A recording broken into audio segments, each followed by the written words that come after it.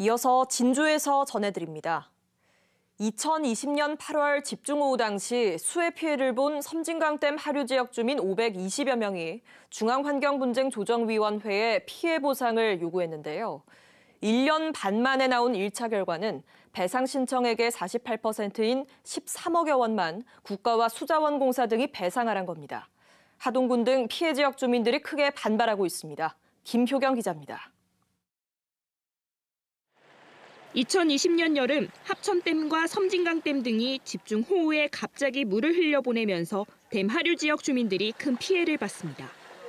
하동군이 집계한 섬진강댐 하류의 피해 가구만 680여 곳입니다. 이 가운데 520여 명이 피해 배상을 요구했고 중앙환경분쟁조정위원회는 1년 반 만인 어제 1차 조정 결과를 발표했습니다.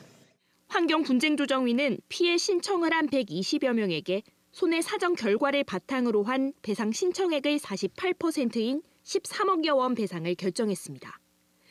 배상금은 국가가 52.5%, 수자원공사가 25%, 경상남도와 하동군이 각각 11.25%를 분담하라고 제시했습니다.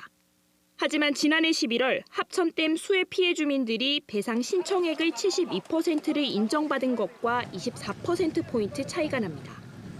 이번 1차 조정 결과에 포함되지 않은 신청인 400여 명도 반발하고 있습니다. 최소한 한 60% 이상은 나와야 되지 않겠냐 이런 뉘앙스를 가지고 있었거든 우리가요. 결정이 되지 않으신 분들은 이게 뭐 하루하루가 불안하겠습니까?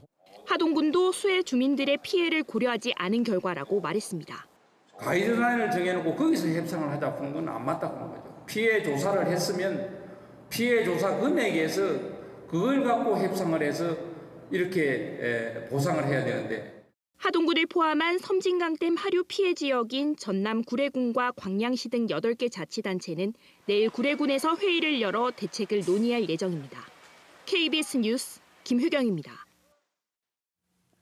오늘 오전 8시 40분쯤 남해군 창선도 주변 바다에서 4.9마력 레저보트가 뒤집혔습니다. 이 사고로 보트에 타고 있던 40대 한 명이 바다에 빠졌다가 스스로 보트 위로 올라와 해경에 구조됐습니다. 통영해경은 파도로 인해 사고가 난 것으로 보고 사고 경위를 조사하고 있습니다. 진주환경운동연합이 성명서를 내고 한국가스공사와 함양군에 함양-임천강 가스공사의 환경대책 마련을 촉구했습니다.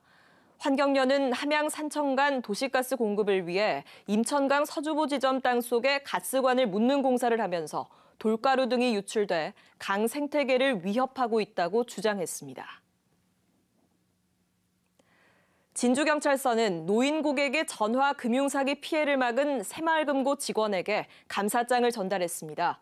이 직원은 지난해 12월 한 노인 고객이 불안한 표정으로 1,000만 원의 적금을 해지하는 것을 수상히 여겨 해지 절차를 지연시키면서 112에 신고해 피해를 막았습니다.